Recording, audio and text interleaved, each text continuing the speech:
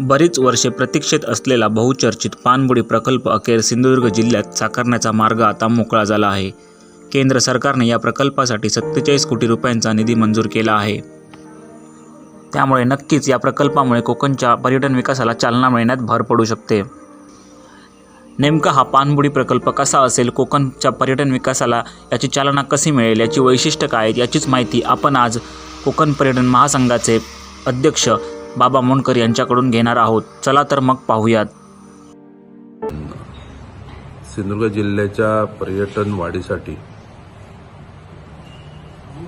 पर्यटन पाणबुडी प्रकल्पासाठी 47 कोटी रुपयाचा निधी केंद्र सरकारच्या माध्यमातून मंजूर करण्यात आलेला आहे. खऱ्या अर्थाने या निधीच्या माध्यमातून सिंधुदुर्ग जिल्ह्याचं पर्यटनाचा जागतिक दर्जा उंचावण्याचं काम येणाऱ्या काळात होईल. याचा थेट फायदा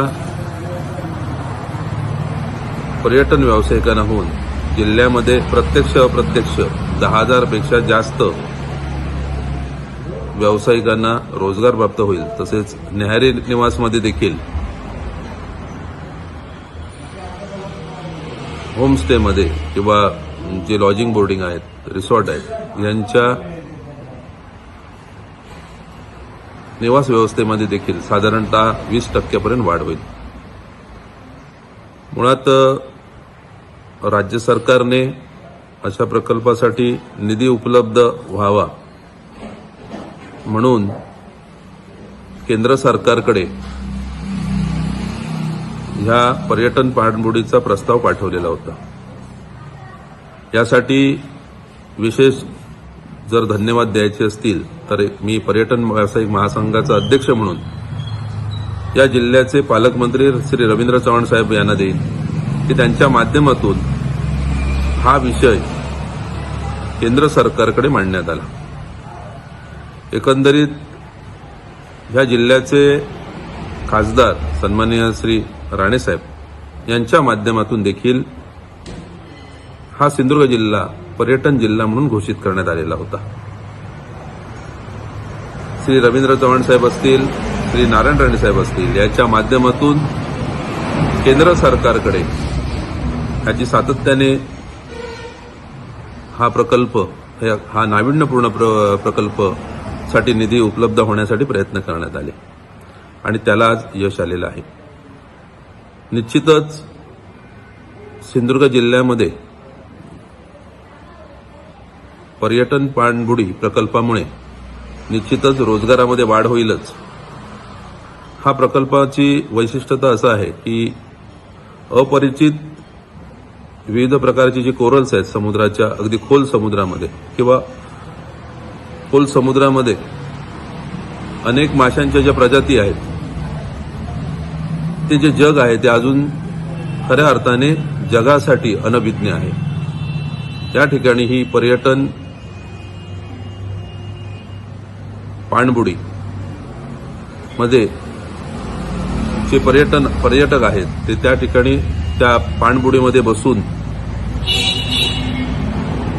अशा अपरिचित समुद्र तळाखाली असलेल्या ह्या समुद्र विश्वामध्ये जाऊन त्या ठिकाणी जे विश्व आहे, समुद्र विश्व आहे, त्याची पाहणी करणार आहे.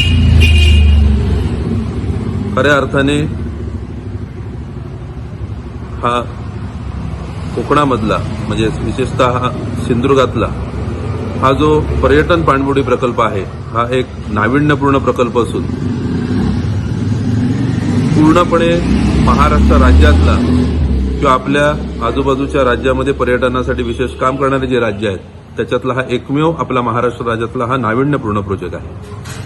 आम्हाला विश्वास आहे की येणाऱ्या म्हणजे पालकमंत्री रवींद्र चव्हाण साहेब असतील, नारायण राणे साहेब असतील, त्यांच्या माध्यमातून कोकणातलं खऱ्या अर्थाने पर्यटन क्षेत्र हे जगासमोर एक्सप्लोर होण्यासाठी येणाऱ्या काळामध्ये अशाच प्रकारचे विविध प्रयत्न केले जातील हा पर्यटन महासंघास विश्वास आहे.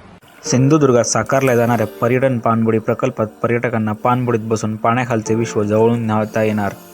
या प्रकल्पामुळे पहिल्या वर्षी 5,000 जणांना अप्रत्यक्ष व अप्रत्यक्ष रोजगाराची संधी निर्माण होऊ शकते, तर 100 ते 150 कोटींची उलाढाल देखील होऊ शकते, असा अंदाज त्यांनी वर्तविला आहे. एकूणच या प्रकल्पामुळे पर्यटन वाढीवरती देखील चालना मिळण्यास मदत होणार आहे. न्यूज 18 लोकलसाठी सिद्धराज परब, सिंधुदुर्ग.